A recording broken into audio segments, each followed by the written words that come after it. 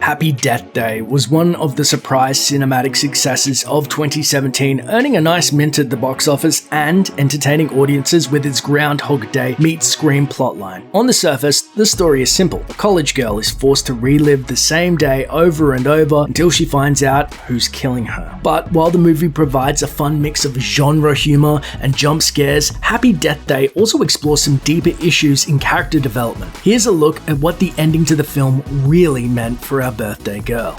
Mean Girl Redemption.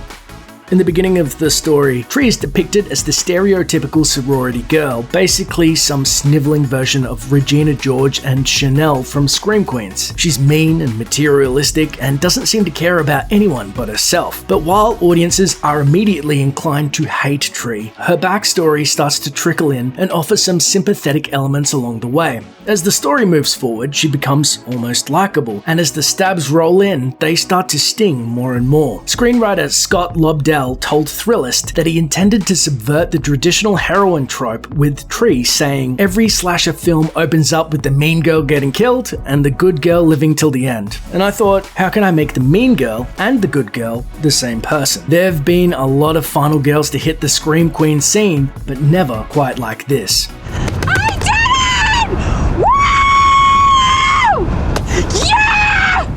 A guardian angel.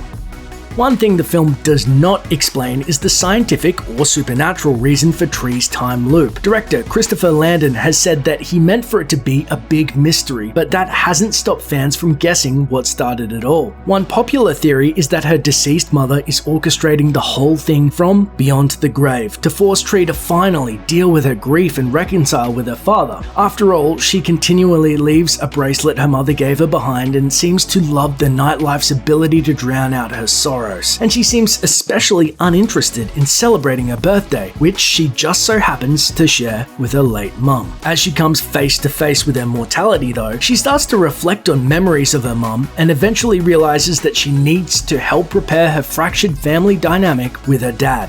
If my mom saw me now, knew who I'd become, I don't think she'd be very proud. The guardian angel concept might seem silly, but how else do you explain a woman living the same bitter end again and again like this? A red herring. Since Tree's personal Grim Reaper is always concealed by a baby mask, we don't know for sure who's responsible for her many ends throughout the movie. So once we learn that a known serial slayer named Joseph Toombs has been hospitalized nearby, he seems like just as good a suspect as any. Tree decides to get ahead of the attack and stop Toombs in his tracks, but it takes a couple of tries to get it right. And even when she does manage to get the upper hand on the vile villain, there's a catch. Since her budding beau Carter has tried to save her and gets lost in the process, Tree knows that if she breaks the time loop, she'll sacrifice a new fella. As much as she might want out of the vicious cycle, she still decides to off herself and try again instead. The scene showcases Tree's sudden sense of selflessness and puts off the inevitable revelation that Toombs isn't who she's really after anyway. Superficial killer, superficial world.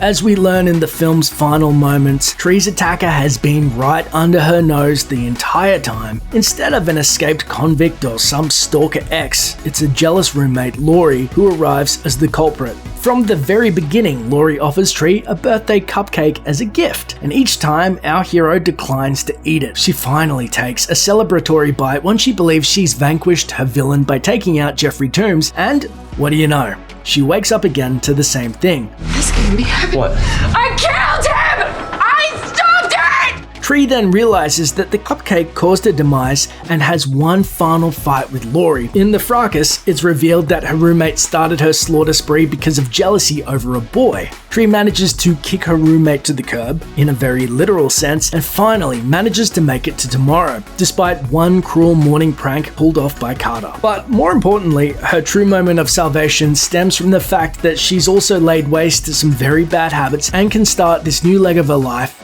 on the right foot. Thanks for watching. Click the looper icon to subscribe to our YouTube channel. Plus, check out all this cool stuff we know you'll love too.